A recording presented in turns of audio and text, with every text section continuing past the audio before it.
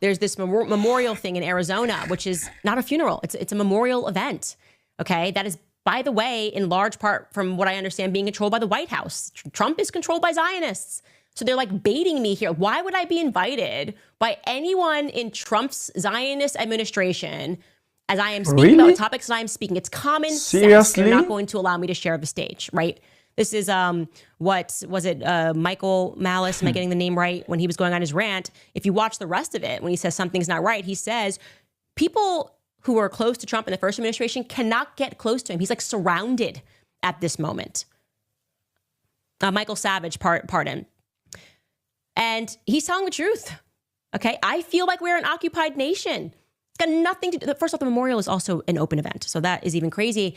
But this is their sync line done, right? They're, oh my, well, are you speaking? Are you one of the 5 people that's speaking at this event? No, I'm not. And guess what? That's not going to stop me from looking into this and understanding what exactly is that happened. You're trying to make us move on because you know that you messed up.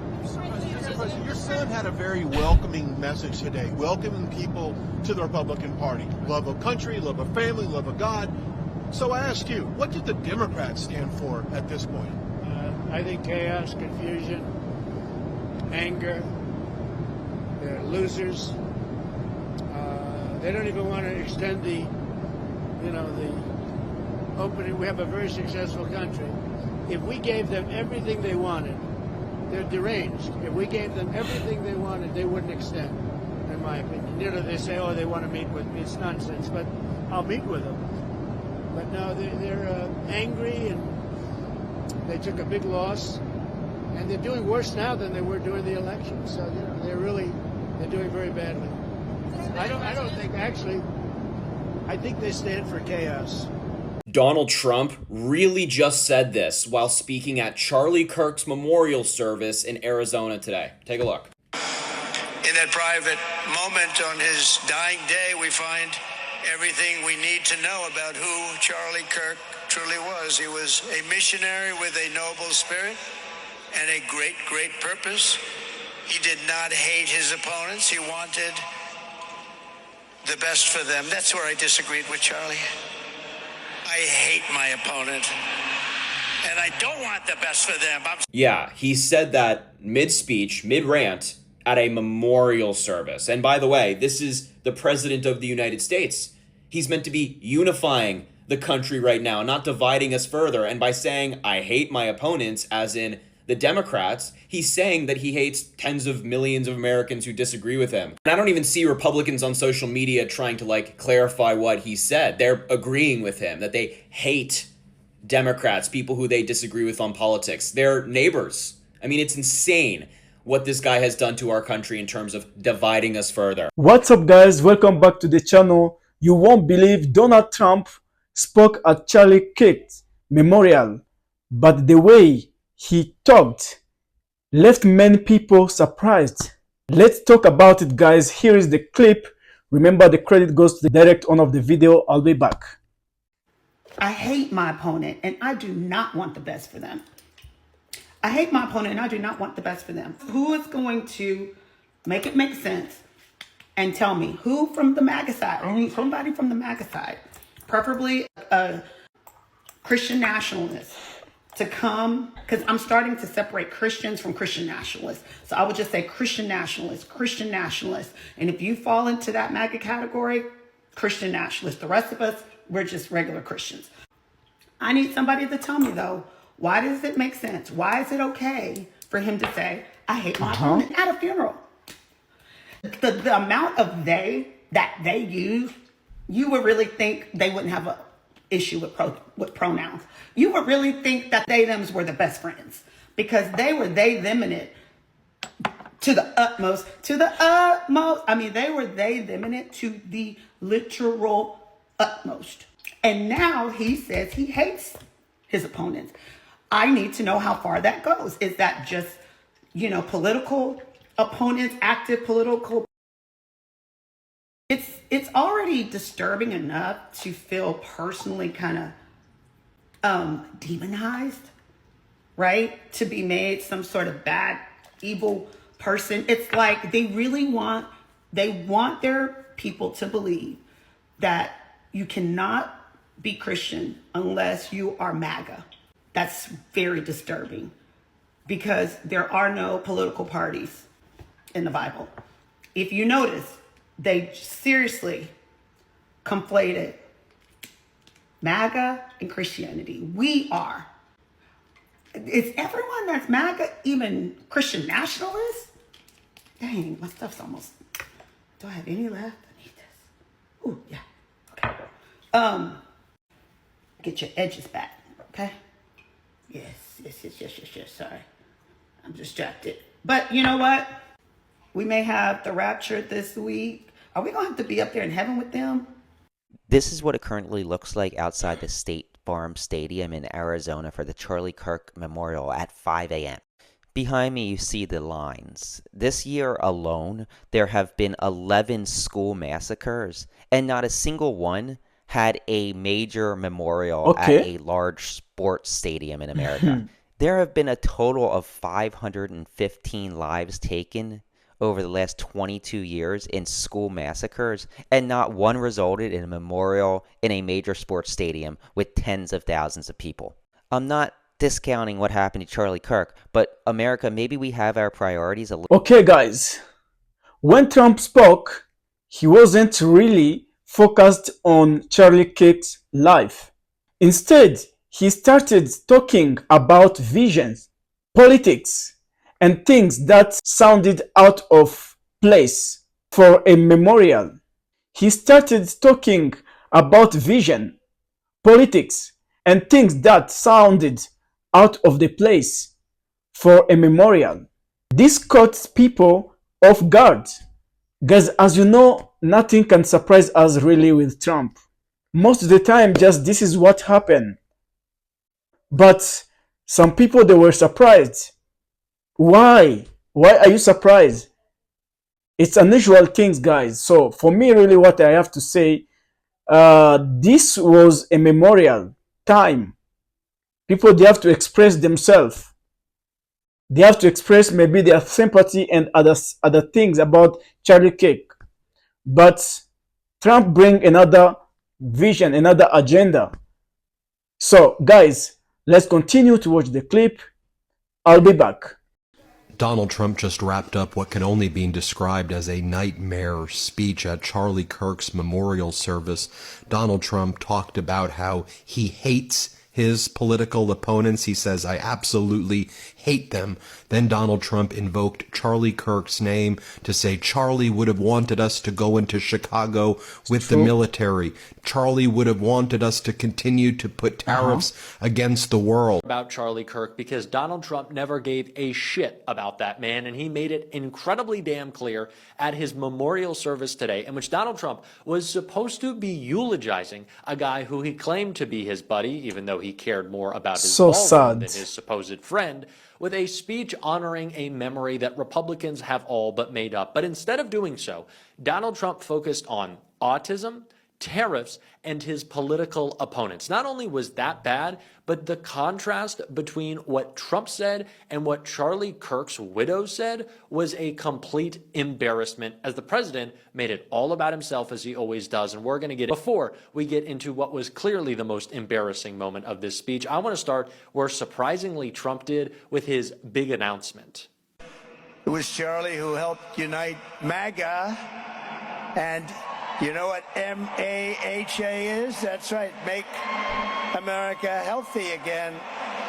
And tomorrow we're going to have one of the biggest announcements, really medically, I think, in the history of our country. We're going to be doing it with Bobby and Oz and all of the professionals. I think you're going to find it to be amazing. I think we found an answer to autism. How about that? Autism. Tomorrow, we're going to be talking in the Oval Office in the White House. We have been told time after time that Donald Trump is in mourning, that he is lashing out, that he is expanding his authoritarian project, cracking down on speech because he is so incredibly outraged. So sad, that really. Jimmy Kimmel simply stating facts about MAGA, trying to pretend that the alleged Kirk assailant was some left-wing lunatic, calling out that bullshit lie, That was so insensitive that Donald Trump melted down. He couldn't contain himself, and neither could millions of viewers of Kimmel's show across the country. And that's why he had his show canceled. Not because, of course, Donald Trump can't stand being made fun of, and Kimmel had apparently a big Epstein monologue coming. No, that wasn't it. It was because people are so upset. But Donald Trump is not upset to talk about Charlie Kirk in his Charlie Kirk eulogy. He has to focus on the big announcement he has coming soon. Are you kidding me?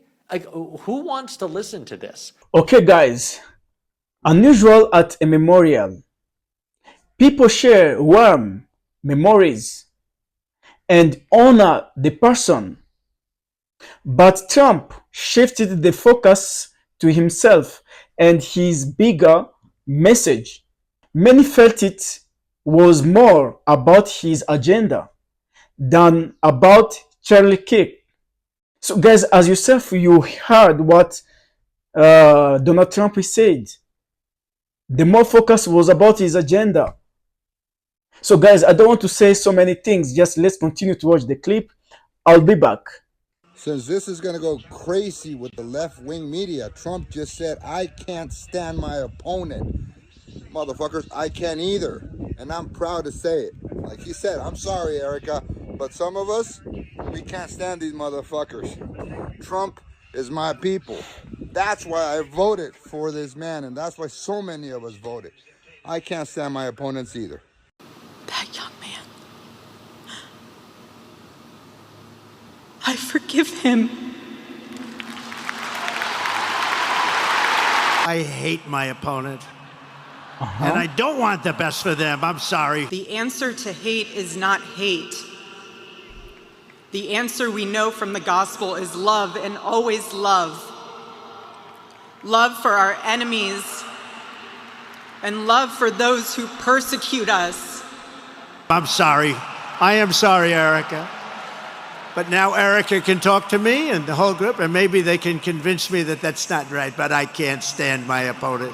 At Charlie Kirk's memorial service today, Stephen Miller gave a speech that should alarm every single American. He used this moment to incite more division in the United States, calling his political opponents wicked and evil and trying to stage a holy war. Take a look at this. The light will defeat the dark. We will prevail over the forces of wickedness and evil. They cannot imagine what they have awakened. They cannot conceive of the army that they have arisen in all of us.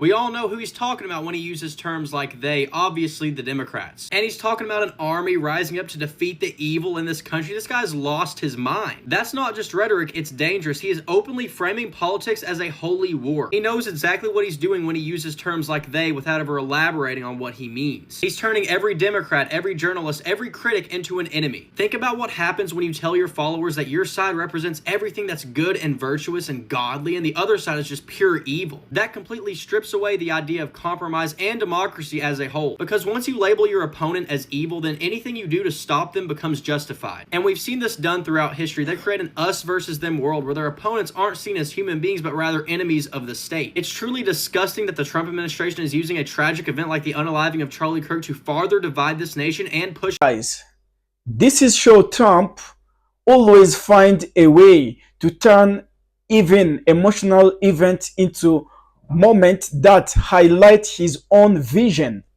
instead of the person being remembered. So as yourself, you heard or you hear what Trump just says to his speech, guys. But what I know, some people, they was very surprised. Others, they was shocked.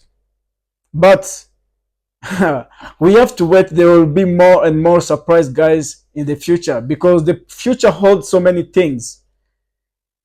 So let's continue to watch the clip, guys. I'll be back with more commentary. So I want to talk about Stephen Miller's speech at the Charlie Kirk Memorial, because this is classic historical authoritarian fascist propaganda. The language that he used, the rhetorics that he used, all of these echoes classic fascism and this Nazi style kind of rhetoric, right? And it doesn't need to, they don't need to name a race, they don't need to name Holocaust or they don't need to name any of this. They don't need to say the specific words for it Seriously? to really echo the same authoritarian, dehumanizing, myth-making language that both historians and journalists have pointed to when they call something, you know, or that we call Nazi propaganda, Nazi vibes. Charlie Kirk in life was a loser.